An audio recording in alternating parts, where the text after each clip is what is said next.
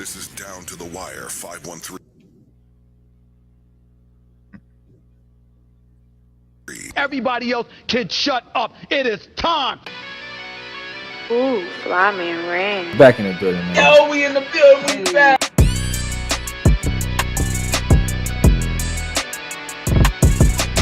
Make sure y'all follow us on everything Down to the Wire 513.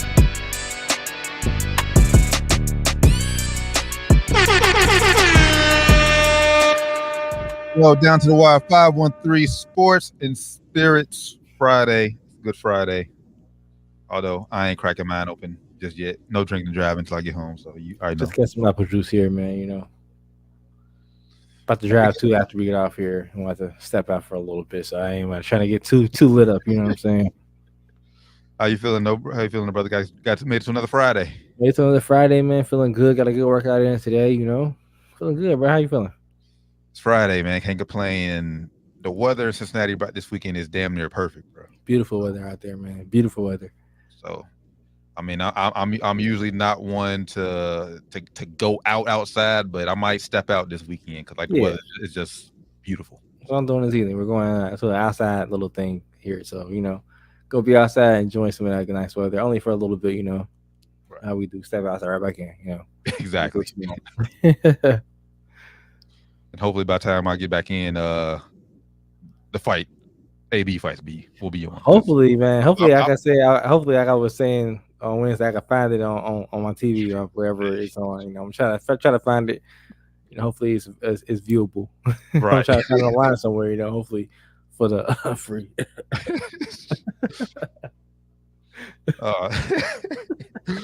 But Down to the Wire 513, man. Appreciate everybody tapping in with us. Make sure I give us a follow. Everything Down to the Wire 513. Man, I don't know what it is, man. I know we do our shows on Wednesday. That's been a staple here for the past few years. But I don't know. Do we need to start doing a Thursday show or something? Because all the breaking news seems to happen Thursday that we can get off. Wednesday night, Thursday morning, Wednesday, or Thursday during the day. What's going on, man? Which is why we had the Sports and Spirits Friday, because we can't wait a whole nother week. We got to get on here and talk about the things that's going on. Got to. So if y'all haven't heard, if y'all been living under a rock for the past 48 hours, 24 hours now, Dan Hurley has been rumored has been a strong candidate to become the next head coach of the Los Angeles Lakers. A move that strictly came out of nowhere. It was on no one's radar. Then we got hit with a huge Woj bomb about early yesterday morning. Yeah, early yesterday morning. Big Woj bomb came down out of nowhere. What are you doing, Shams? Yeah, what's going on? Man? It seemed like the Drake and Kendrick beef all over again with Shams and Woj. What's going on?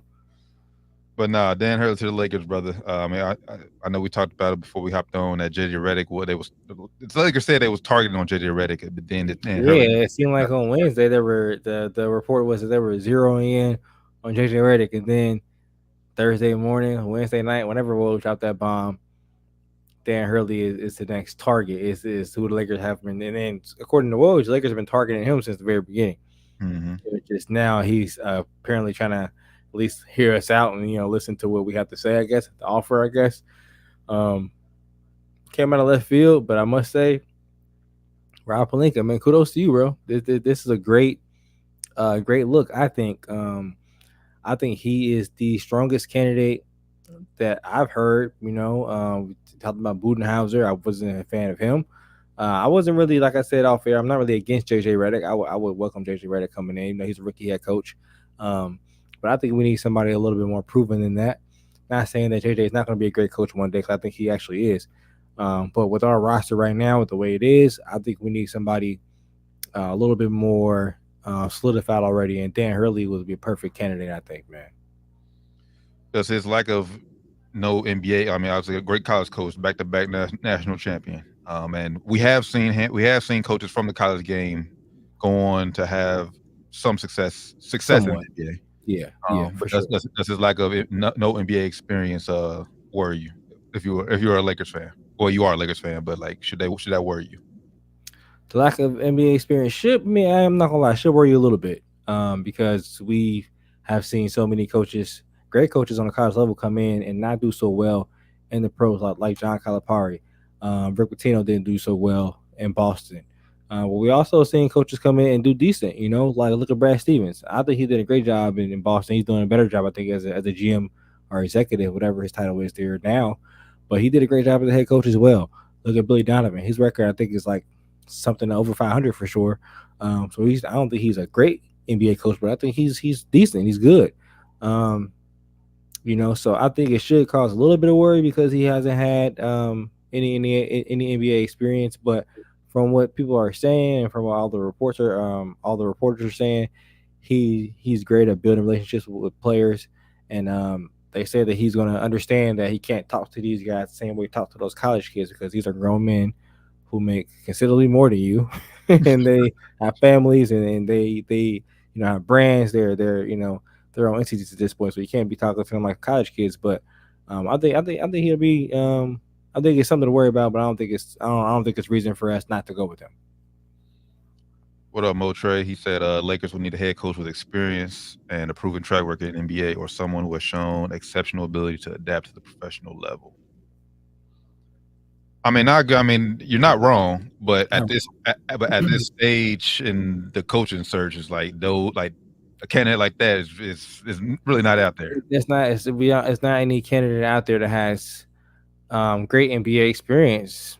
If you want to be honest, they were looking at what's the coach's name that was for the Charlotte Hornets that got interviewed? Steve Clifford. Nah, the other guy. I forget his name. Younger guy. He was the coach like 2 years ago. When they had Melo first year Melo. But even him, he has some NBA experience, but it's not great. It was the Hornets, So it's like, is LeBron going to respect that guy? Probably not, And before they started targeting, before the reports came out about Hurley, they were looking at JJ Redick, who has no coaching experience at all, any level. So, I mean, like I said, I think he's going to be a good coach, but he has no experience whatsoever. So the fact that, Hurley came in, I think is a good look. You say, somebody that can adapt to professional level. He hasn't had a chance to yet. I think, honestly, he has. He was a high school coach and got the job at UConn, and he said it even himself. He's a high school coach masquerading as a college coach. Mm-hmm. Now, one thing I'll do, what I like if the Lakers do go ahead and hire Dan Hurley, I think that Dan Hurley is a guy, and we've seen as a UConn, or since he's been head coach of UConn, he's not a guy who's afraid to speak his mind. So, I feel like he will actually coach LeBron, and even if that comes at them button heads, like Hurley isn't the guy that will back down. And I think that's somebody like a guy LeBron would respect. Great point. Not saying that he didn't respect his previous head coaches, but like I said, at this point in his career, there's not too many head coaches that you could bring in that I feel like that would challenge LeBron's authority. I feel like even if they brought JJ Redick, I know they got that podcast. I know, like I said, LeBron has a great respect for JJ, but I would still think LeBron would try to use his name and power over JJ. With Hurley, I don't think that would. I don't think that tactic would necessarily work. So I wouldn't mind. I agree with that. I wouldn't mind seeing him from that standpoint, and I like the move. My only thing is, can you convince Hurley to truly want to leave UConn? Especially because my thing is just at this late in the season, because and we talk about this all the time when it comes to college coaching and recruiting kids. It's too late for UConn to try to find a head coach at this point. It's crazy, yeah. So if he does end up leaving, it will be unfortunate for them. Real quick before we hop into that, Montre said, how do you guys feel about Mark Jackson after laying that foundation for the Warriors' success? He has experience both as a player and a coach in the NBA. I've spoken this before. I don't think Mark Jackson is a strong enough X's and O's head coach for me personally. I think he's a great coacher guy. I think he'll set a great coacher for the Lakers. But as far as, I think LeBron will be doing the same thing he was doing Darvingham. Give me the clipboard, bro. Give me the clipboard. And John plays himself because he'd be like, bro, what the fuck is this? So respectfully, no. I would say no to Mark Jackson. I think Hurley is the best candidate right now, personally. X's and O's, and as far as, and people don't talk about this either, all LeBron's coaches, his last few coaches have been around the same age. Like, get a guy that's gonna be like definitely older than him. So I think Ron's a nice guy.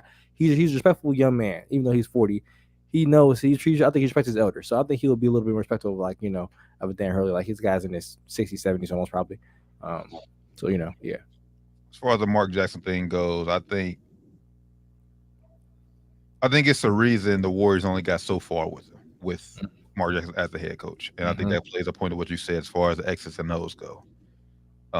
So at this point, with the Lakers trying their damnedest to get back to the NBA Finals, I don't think Mark Jackson would be a great fit for the Lakers. Now, granted, I think Mark Jackson would be a great head coach for somebody, just not the Lakers. Yeah, I agree with that. I think he'll be a great head coach for like a young team, who needs a culture change, like a Charlotte.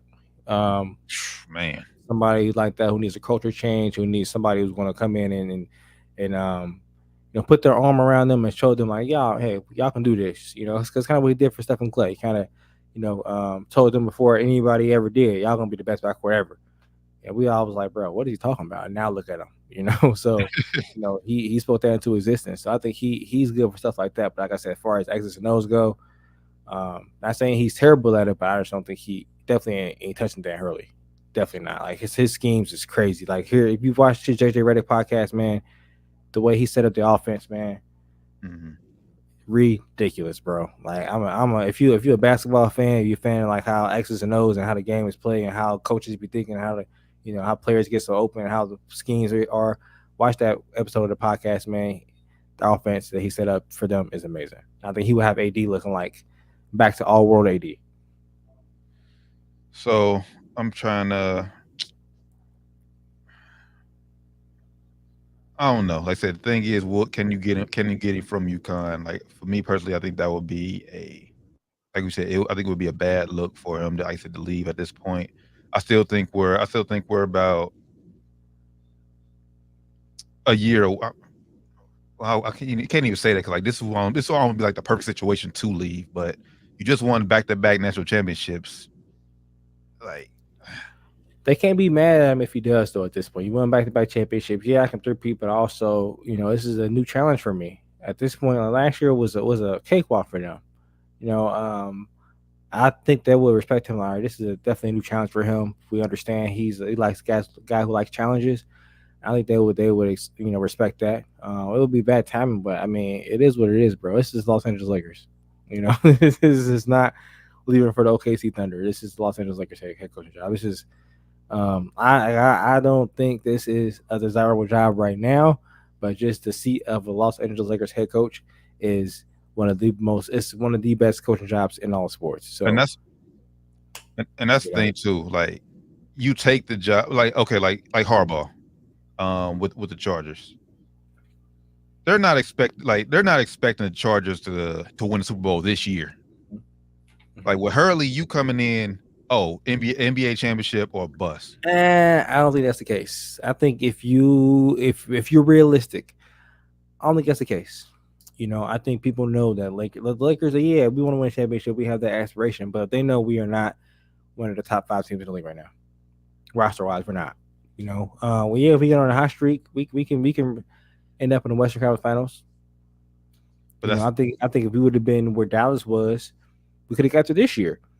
With Hurley, with his offense coming in, maybe who's to say if we don't get a better matchup in seeding wise, we don't get there next year. Who knows? But that's why I say that's why I think it is NBA Finals, because like I said, we did get the Western Conference Finals last year. It was just all about matchups and seeding, and we got there with Darvin Ham, who we fired. We fired second season in. So if you bring in a guy. If you bring in Dan Hurley, you expect him to get further than what Ham got. And let's be real. Ham didn't do a terrible job, man. Got us to the Western Conference Finals his first year, won us the in-season tournament second year, and who knows? Like I said, if we don't get Dallas in the first round, who knows how far we can go? I mean, not Dallas. We don't get Denver in the first round. Who knows how far we can go? But I think Hurley would garner more respect than any of the Lakers coaches LeBron had so far. I agree. I think he's the most like like Ty Lue. As far as mentality goes, as far as no nonsense goes, as far as I'm gonna be able to coach you, I'm gonna coach you the same way I coach the 12th guy on the bench. I think he's gonna do that. I think Ty Lue did that in Cleveland, which is why they got results in Cleveland. And I don't think Darvingham did it. We saw that several times. I can bring up examples several times how I can show y'all how accountability was non-existent for LeBron James and Anthony Davis for the last 2 years. So we'll see. Obviously, we'll keep you up to date as this news continue to break. One thing that is interesting. Obviously, we know Hurley signed a contract extension last year. 6 years. He said. His buyout is only 1.8. That's crazy, man. He out of there, bro. If the Lakers are smart, they do not let him leave LA without an agreement in place. If they smart, put the hammer down, bro. Woo him. Of course, you don't want to come on too strong. Woo him a little bit. Take him, on a dinner. Let him know who you are. Woo him a little bit. But hey, do not let him leave LA without a fucking commitment, man. This is the guy we need to get. JJ, I love you, man. I'm sorry, but this is the guy we need to get. So we got one more question from Motre. He said one last thing. Do you guys feel Bronny James is the first round talent? That's one thing they're saying too, that if we get Hurley, it will be a great thing for us to get LeBron. I mean, get Bronny James. I guess it's LeBron. Get LeBron James Jr. because he's a great guy, a great development guy. But do we think LeBron is first round talent? Bronny James? No, I don't. No. Keep it simple. Keep it plain and simple. No. And I think if Hurley felt that way about Bronny, I think UConn probably would have been one of his final recruit, final three. I don't think he gave UConn a chance. So I don't think Ronnie's recruitment was very weird. School said they couldn't touch him, couldn't get in contact with him. It was like a do not contact. How they put that shit on, and if you're on the portal, do not contact. They said he had one of those in recruitment. Don't contact me. If I'm interested, I'll let you know. So he probably didn't let them know hey, I'm interested in you. He probably didn't tell them that. He said this draft seems pretty short on talent. I agree. Bronny is 6'1.5". I think he's having good workouts for these teams. So I saw a report. Yeah, he had a good workout for the Suns. But for a kid to average 6 points in college, bro. Yeah, based on what we seen at USC, you can't say he's a first round talent. Yeah, I'm being real. Yeah. Now, not saying that he can't have a successful NBA career. Not saying he can't go on and be like a Austin Reeves or go on and be like a Nikola Jokic. Who knows? Going with a second round pick and end up being MVP someday. Who knows? But from what he showed us in college, no, he's not.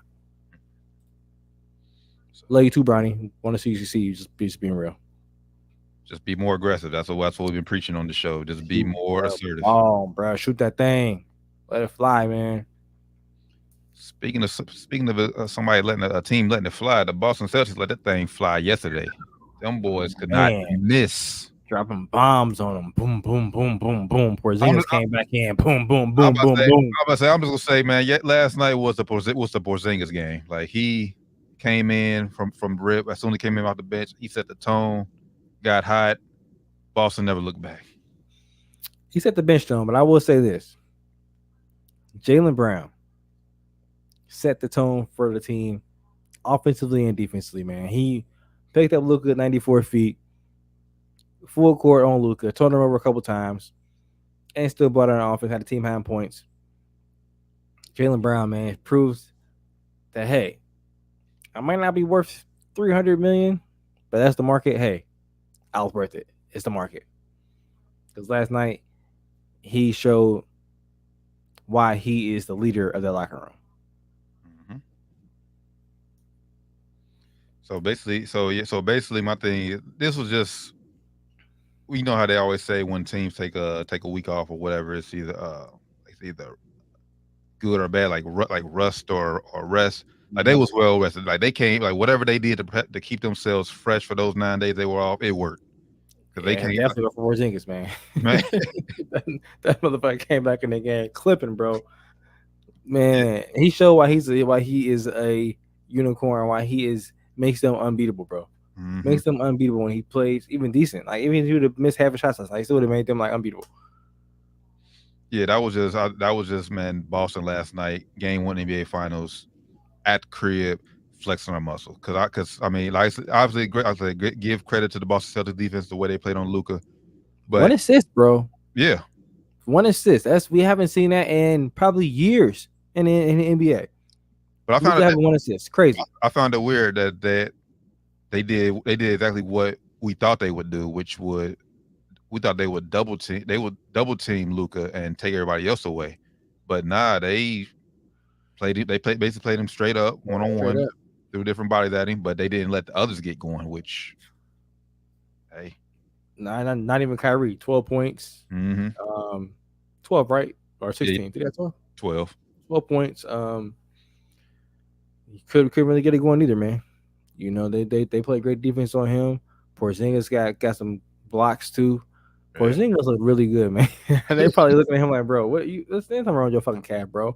Like, stop the fucking games, dog. Like, stop playing with us. And if you Knicks a Mavs fan, like, bro, what the fuck was this? Where was this?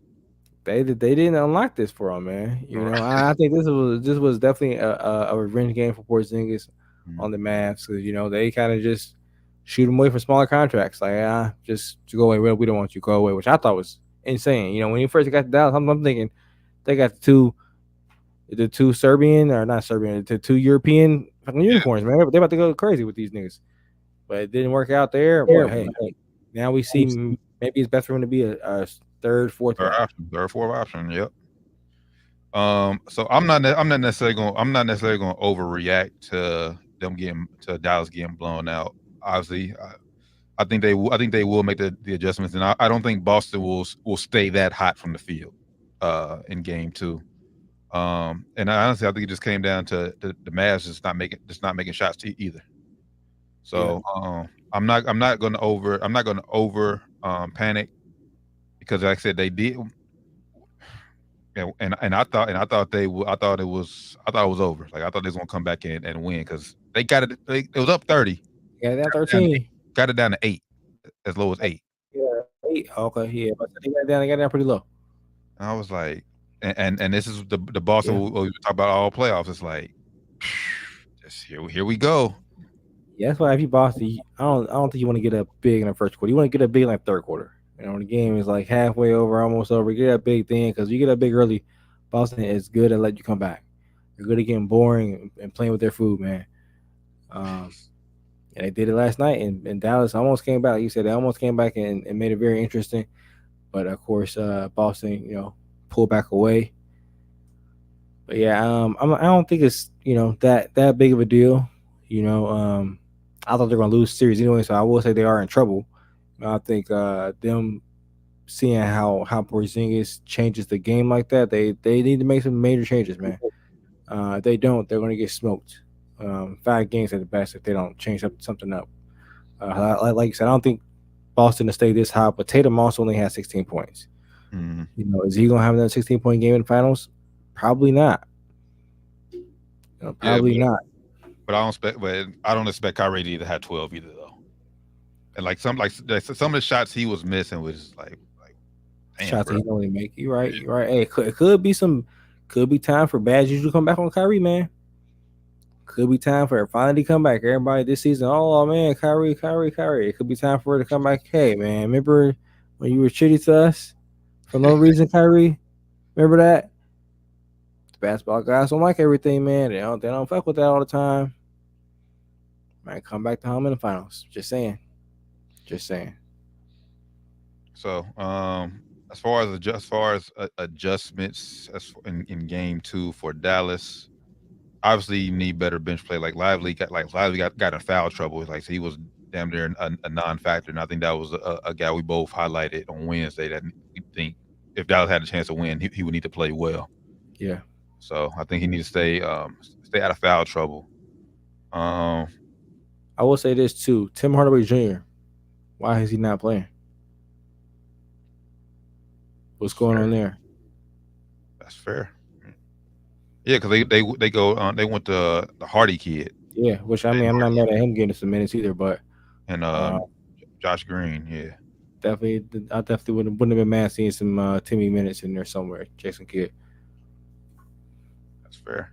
You definitely, because if Derek Jones and PJ Washington aren't going to stay hot like they was in the Western Conference Finals, then you need someone who you know can shoot you in a game or can shoot you out of game. But at this point in the finals, it's do or die, it's win or go home. So I will live and die with what Tim Hardaway gives us at this point. So I'm definitely with you as far as I need to see more Tim Hardaway Jr. So Facts.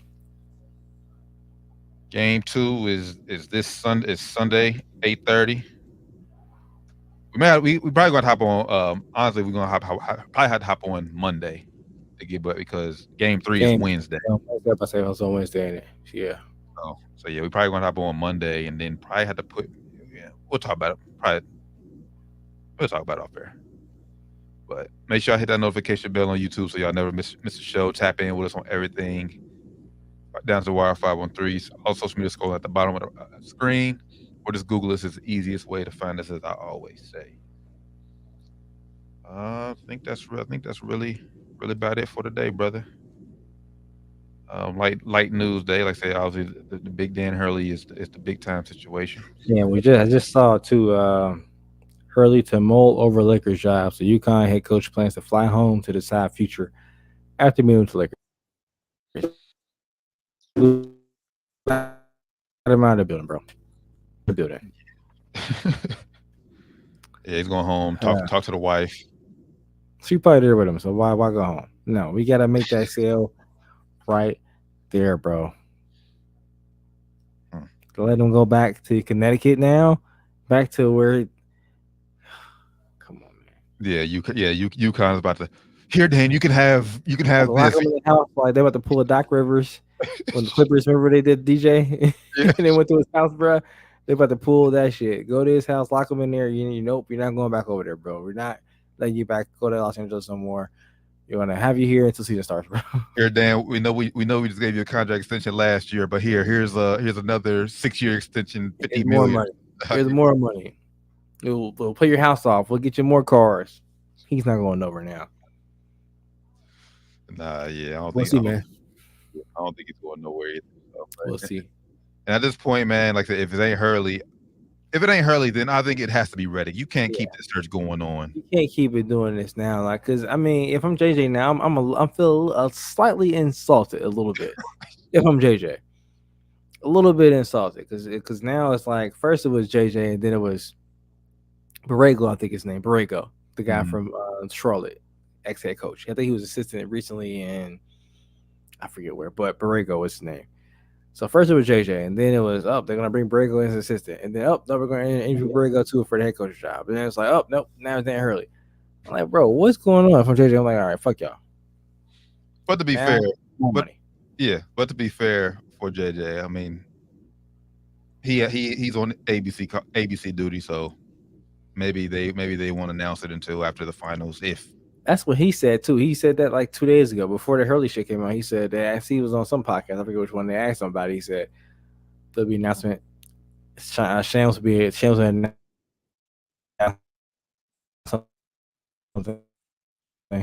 Hold on, brother. You going in and out, going in and out. Wait till we get back to the finals. They can't see it. Dang, I see it. Oh man, my computer says it's time to go. Yeah. You hear me now? I can hear you now. Yeah. Damn. Nah, I forgot what you were saying. So nah, it's cool. The announcement we made after the finals for sure. Yeah, that's what he said. One way or the other. So, but appreciate everybody tapping in with us. We're gonna let y'all get y'all weekend started off right. It's been Down to the Wire 513. Cuz what up? What up? It's been Down to the Wire 513 Sports and Spirits Friday. For the good brother, Flyman Ran, Josh Doc Evans, D. Taryn Blend. It's been Down to the Wire 513. We'll catch y'all Monday. Game 2 recap of the NBA Finals. Till then, y'all have a safe, blessed weekend. We out.